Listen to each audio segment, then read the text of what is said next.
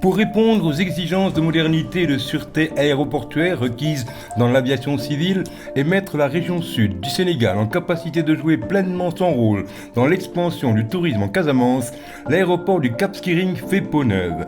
Après la fusion avec ADS au mois de juillet, AIBD SA a hérité de la réhabilitation de l'aéroport de Cap Skirring.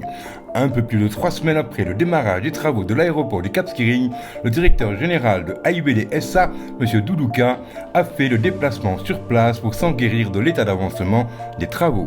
Un des projets majeurs que nous avons hérité de l'ex-ADS, c'était la réhabilitation de l'aéroport de Cap Skirring qui avait eu un retard depuis plus de 2 ans, comme vous le savez, et ce qui avait entraîné une absence de saison touristique l'année dernière et donc un impact très négatif dans l'économie locale.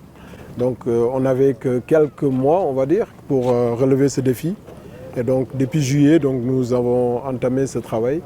Et aujourd'hui, avec l'entreprise FH qui est sur place, comme vous le voyez, qui a démarré ses travaux depuis le 17 septembre, c'était important en tant qu'ingénieur des ponts et chaussées de venir de visu voir l'état d'avancement et surtout les techniques utilisées pour ces grosses réparations.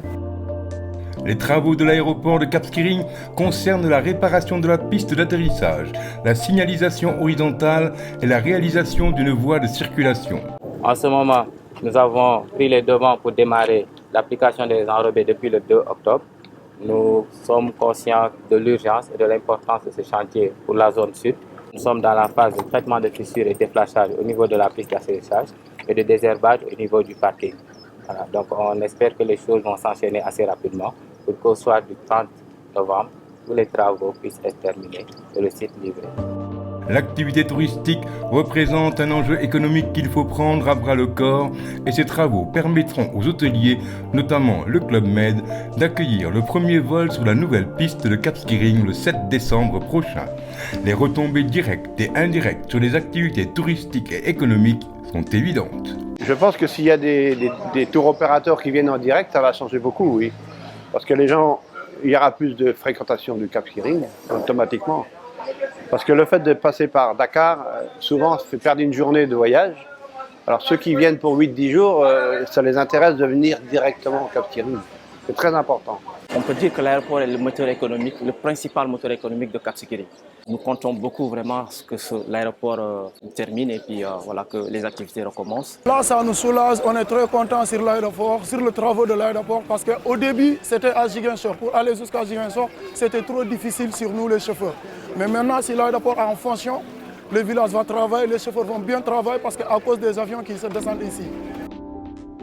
Pour sauver la prochaine saison touristique et redonner à cette zone sa vraie vocation dans les meilleurs délais, le directeur général de AIBD SA, M. Doudouka, s'est inscrit en mode fast-track pour réaliser ce projet si cher au président de la République dont l'ambition est de faire de la Casamance une zone touristique d'intérêt national. La stratégie du président de la République, c'est une stratégie de hub aérien. Et dans cette stratégie de hub aérien, l'aéroport de Cap Skirring a une place privilégiée.